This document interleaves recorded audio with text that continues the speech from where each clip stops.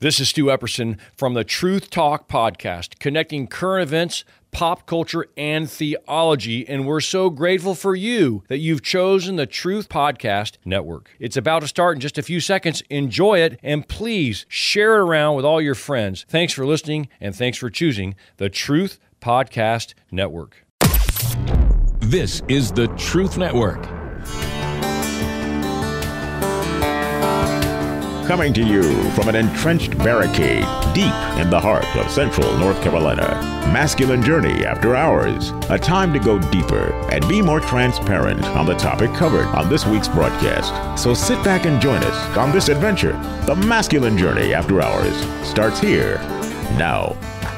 So, Sam, is the reason that we're deeply entrenched in this bunker have anything to do with fear? It could be.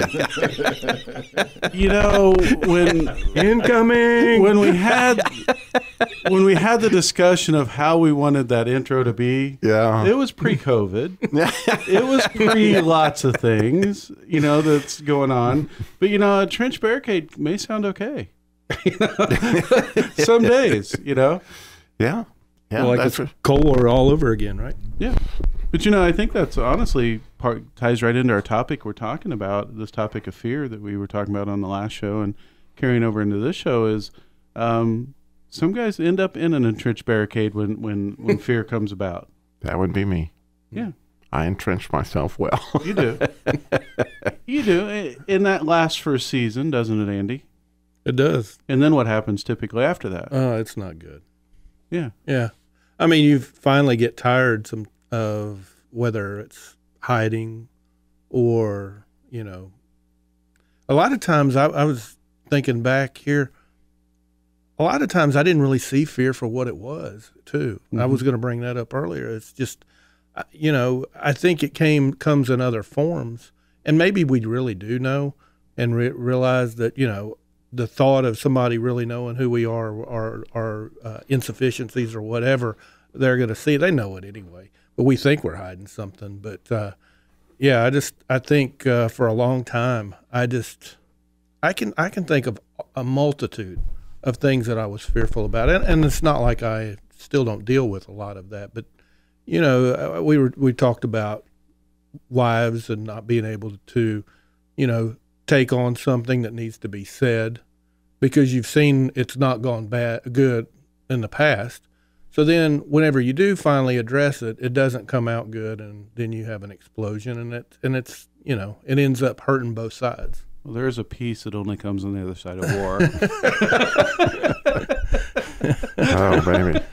Well, the other thing I thought about is this sort of mental picture that I can't get rid of that Hans Scheil actually gave me, that, you know, when you lie, and I have a tendency when I'm scared to lie about the situation, well, I'm not going to tell everything that's going on here because this would be really embarrassing. Well, he said it's kind of like going out in the ocean without any trunks on, because, you know, when the tide comes out, you're going to be exposed.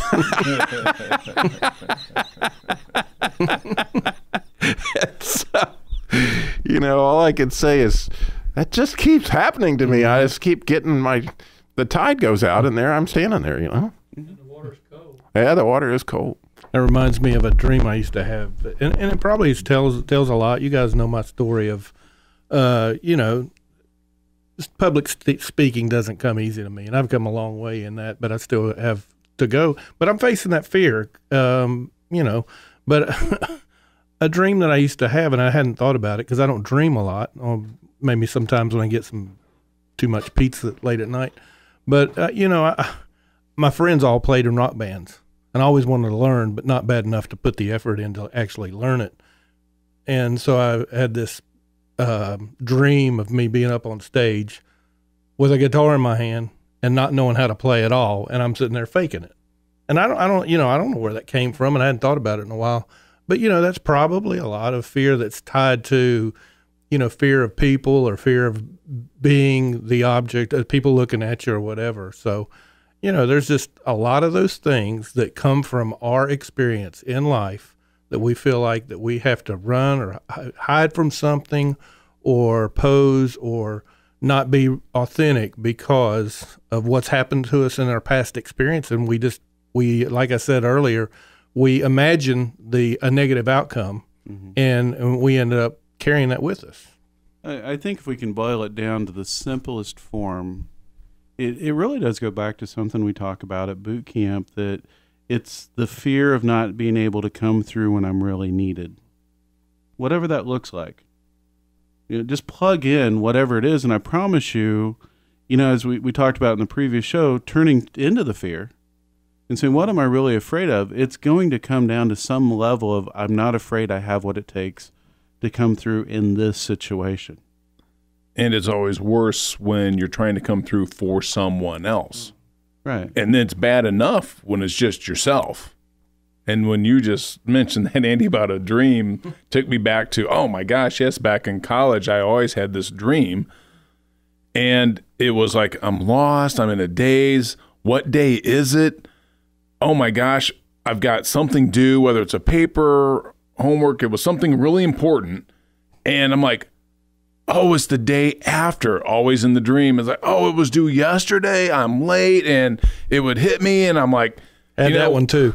Yeah, and I would wake up, and you're just like, where the heck am I? I'm lost right now. You checked it at time. What's going on? What were my assignments? I always had that anxiety of and it wasn't disappointing any others, and that was just me. Mm-hmm. And boy, it's a lot worse when you have your kids, and your wife, and everybody else involved that you're like trying to also make happy. Well, for the record, you just described most of my college days. In reality, unfortunately, it wasn't a dream. It was dazed and confused and trying to figure out if I had something due. That was pretty much most of the time I was in school. But yeah, the enemy knows it, right? It's as old as time. He knows what works. And it's going to look different for Harold than it looks like for Robbie. It's going to look different for Rodney than it does me or Andy. But it's going to be the same story. What can I press against to get you anxious, to get you into fear, that now you can react, and then the real problems break when you react. Mm-hmm. Yeah. How often when you've reacted in fear has it ended up well? Not very often. Can you name one? No. Maybe a random one that did work. That's why you kind of hold on to it. That's like, maybe it'll work this time too. That not entering in, well, things didn't completely blow up, so maybe let me try that again. Let me just stay out. Yeah. Maybe I learned from last time. I'll do it better. Yeah. I'll hide better this time. Yeah, because to me, with this past boot camp and the wound coming to me during the camp, you asking me to speak during the camp, what the recurring theme out of everything that kept happening to me, that the words that came into my head as I needed to deal with every little thing that popped up, with whether it's an agreement or whatever, was enter in. Mm-hmm. These are opportunities for you to overcome fear, shame, guilt, all the things we've been talking about. It's like, this is what you do. You don't turn away, you turn towards. That's what I liked about J. Vernon McGee, always talking about when you turn away from something, you have to turn towards something. You turn away from your sin, you turn toward Jesus. And that's the important part, is what are you turning toward, and making that move and moving in that direction and not just standing there.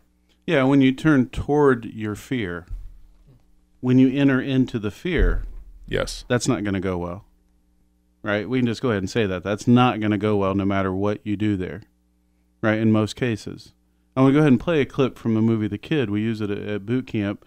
But I want you to hear what's happening here. You have a young boy who's gotten in trouble at school. His mom has to come pick him up. All he knows is he sees his dad driving up. They don't have the best relationship anyway. There's a lot going on from the background. He always loses things when they're putting stuff together. He loses a screw here, loses the bolt there, and that kind of plays into the clip. But really the power of this clip is not what happens in the father's reaction. It's to what an older version of the boy says to himself later. You got Bruce Willis's character speaking to himself as a little kid. And so he has the advantage of time, perspective, realization. Context. Context. And so I want to listen to that clip and come back and talk about it. I guess we ain't going to see that little never. The kid on horseback. Okay. You shot the kid. Okay, I guess we're never going to see that. We'll play the right clip now. What's just the matter with you? I'm sorry. How could you do this to your mother? What are you trying to do? Kill her faster? What? We're gonna lose her. You pull some stunt like you did today. You're killing her. I found the screw, Dad. Look, the screw. Stop crying. Here's the screw, Dad. Look, here it is. Here it is. I found it. Stop Please, crying. Daddy, look at the screw. Here it is. Stop crying. Stop. You gotta grow up. Now, do you understand? Grow up. Grow up.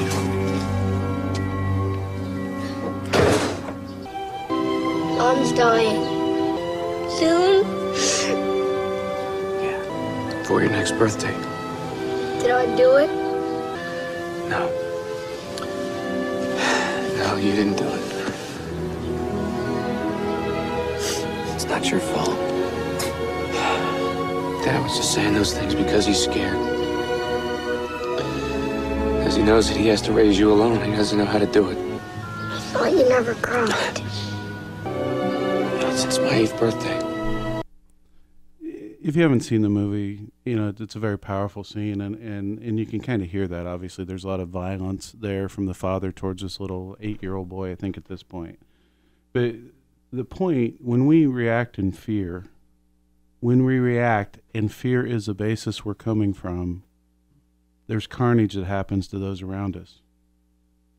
Right? This little boy's wound set in the story, when you watch the movie, it's a great movie about the masculine journey, quite honestly, and about redemption and restoration and lots of other things. You know, Disney had no clue what they were doing, but the movie's still very powerful in that, is you have this father reacting out of fear that wounds this young boy for most of his life. And it causes him to wound others, causes him to have his own fear set that's different. Right? And so the enemy just multiplies that fruit that's been planted, that seed. Now it's harvesting more and more and more and more. You know, and so stepping away from that fear and turning into God is vital.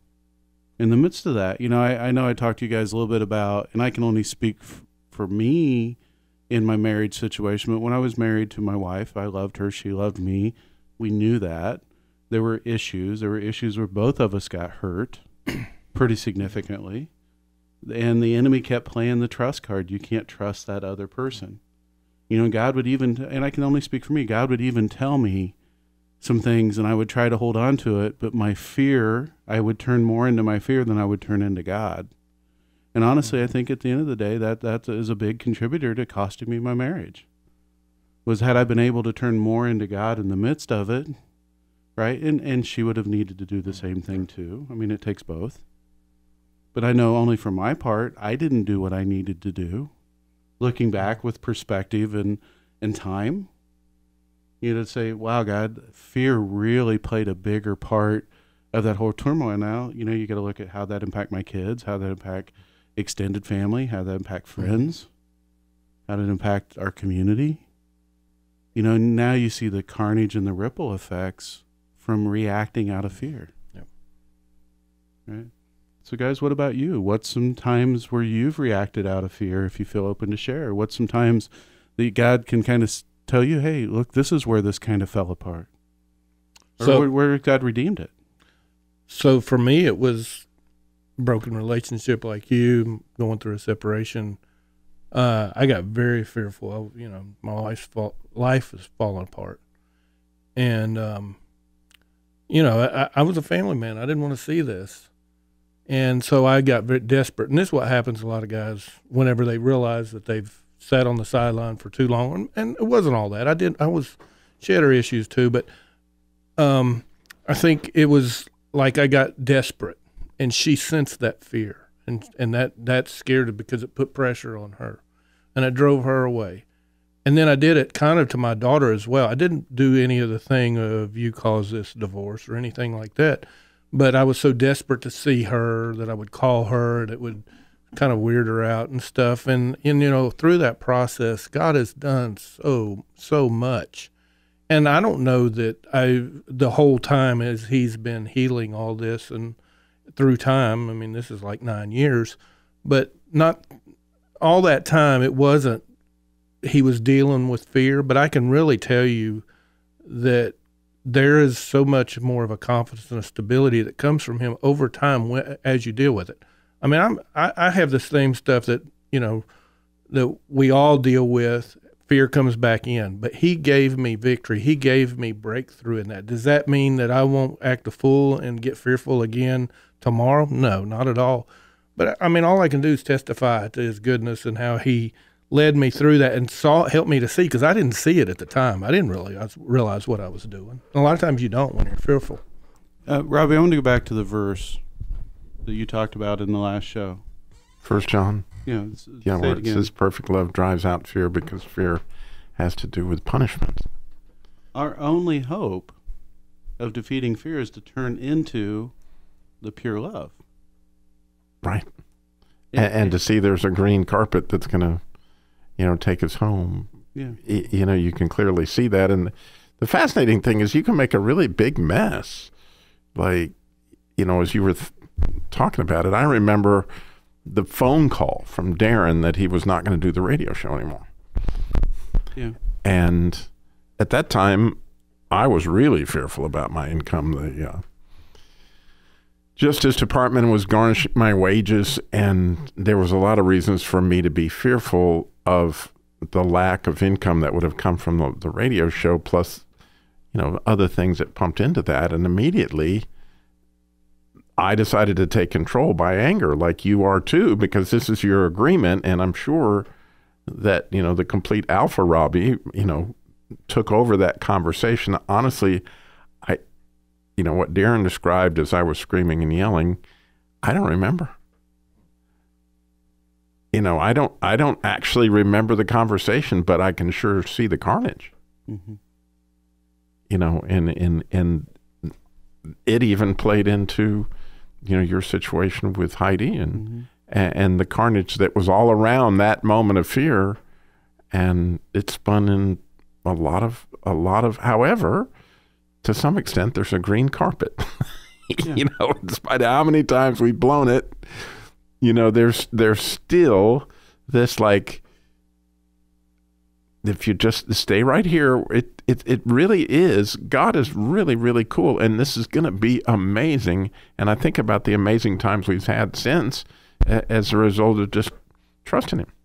Well, and I think, you know, the only thing that we could do at that point, honestly, is we each in our own time turned into him, paved the way for the reconciliation, paved the way for that. It would not have been possible had we stayed in our fears, had we stayed in our what felt to be true, right? Because that's a problem with fear. It feels true. You know, the enemy doesn't base any of his stuff on full-on lies typically. It's always an element of truth, and he plays against that truth. You know, when you don't have enough money to go around, something has to give, right? I mean, there's truth in that. And because you know it's true, you know, or if I speak up, man, I'm going to get smacked down again. That's happened before, and he'll play the old card. You know, Rodney, as you talked about, he plays the past card, right? And makes us feel like that's what's the truth of the present. Right, but the thing is, we have the truth with us. We just need to turn to him, and it's so much easier said than done. I think it's interesting, the difference in what we can be fearful of, because about 18 years ago, I was in the hospital for catheterization. I flatlined twice. The next morning, I had quintuple bypass surgery. I had no fear. But about 10 years ago, my sweetheart was in the hospital. She had pneumonia, pleurisy, and a staph infection. And I can't remember now the name of that really bad staph that's MRSA. Yeah, thank you. One of the young nurses made a mistake in reading the lab work, came in and said that she had MRSA.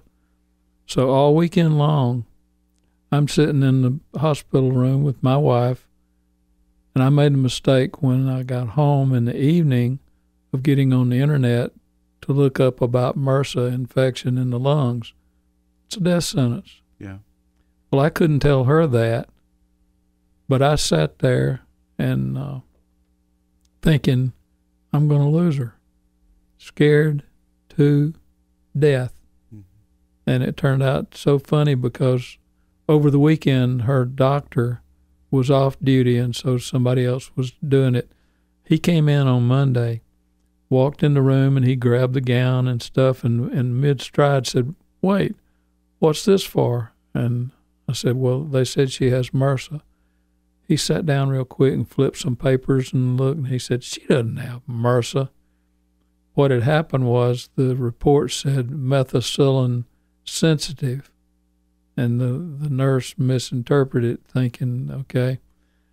And so it was so funny that little nurse came in late that afternoon, and she was so sheepish and embarrassed and apologizing out the yin-yang.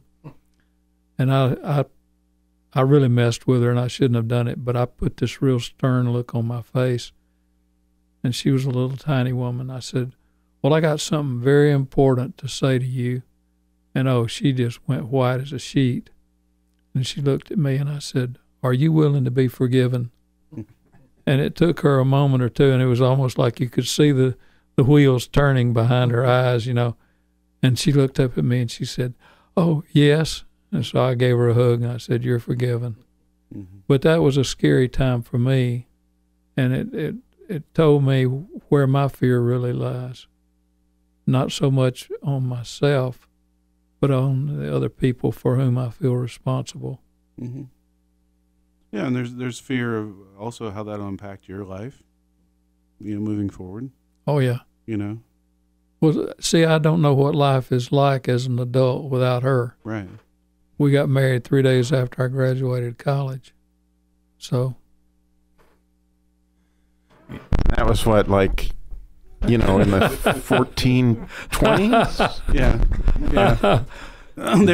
They were building Stonehenge back then. Somewhere right around then. I don't know. Yeah. I don't even know how old that is. Socrates, your professor. I'm not as old as dirt, but I'm gaining on it. That's right. That's right. Well, let's talk about, the Scripture's pretty clear about not being anxious, to not have fear as far as worldly fear. Right. I want to ask you, how many things that you've worried about, if you could it would be interesting to keep a logbook of these are my worries, and then go back and look how many of them actually come true. Most of what we worry about don't ever manifest. That's true. Well, there's so many of them, it's just normal life. I can't picture a time when there wasn't fear of something. Yeah, you get that random moment when you go, wait a minute, I'm not worried about anything. Is something wrong? Yeah. I got to find something to worry about. Yeah. That's more normal, yeah. That tends to be what it is, right? But that's not how we're meant to live. No. Right? And so we have a little bit of time left on the podcast. I do want to distinguish a little bit between that and the fear of the Lord. Right? Because Scripture does say clearly, talks about the fear of the Lord. Right, and Robbie, when you looked it up, I always assumed it was just reverence. It was just respect. It's terror. It's like you're on your face. Like that angel showed up, and it's like, don't be afraid. That kind of absolute fear. And the cool thing for me on that subject is if you look in Isaiah 11, it gives you the 7 spirits of the Lord that you could take over to Revelation. When you see the torches, there's 7 spirits. What are those spirits? Well, the 6th one is the fear of the Lord, and the 7th one is a delight in the fear of the Lord. In other words, my dad is so big and so bad that Outlaw Josie Wales got nothing on God. Okay, you know what I'm saying? It's like that's that place where you don't have to worry because the green carpet's coming for you to make it on the way home. So there's a delight in the fear of the Lord, but that fear of the Lord, and interestingly, if you take the 7 spirits, the first one's wisdom, which is the beginning of wisdom, is the fear of the Lord. And so interestingly, from my perspective, 3 of the 7 lights that they're talking about speak back to this understanding of who's on first. Yeah.